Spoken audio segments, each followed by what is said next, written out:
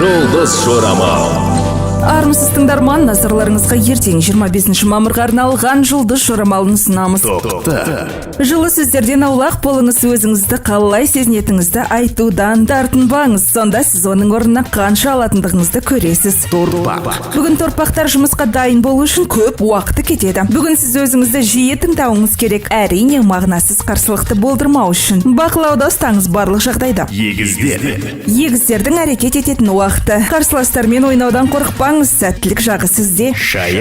Көпшіліктің ортасында демалған абзал. Өйткені дәл бүгін сіздерге дәл осы керек. Өзіңіздің рухани дамуыңызға уақыт табуға тырысыңыз.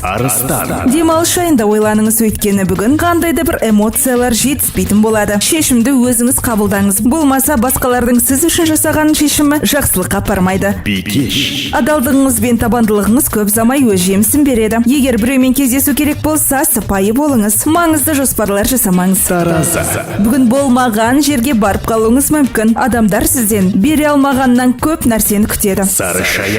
Оңашада қалсаңыз сізге жаңа күш береді. Сондықтан жалғыздықтан бас тартпаңыз. Өзгенің әрекетін өсекпен сынға ілмеңіз. Сүйікті әніңізді қойып, біраз дауыстап айтыңыз. Сонда көңіл күйіңіз орнына түседі. Материалдық құндылықтарға деген жеңіл көзқарас шығындарға әкелуі мүмкін. Қажетті адамдармен ортақ тіл табысуға тырысыңыз. Бәрін алдын ала ойластырыңыз. Ұнамайтын дүниеден бас тартуды үйреніңіз. Ол таңдау сізді қуантады. Үлкен сөздер мен уәделерге құлақ салудың қажеті жоқ. Олар жартылай шын ғана болып шығуы мүмкін. Шынайы болыңыз.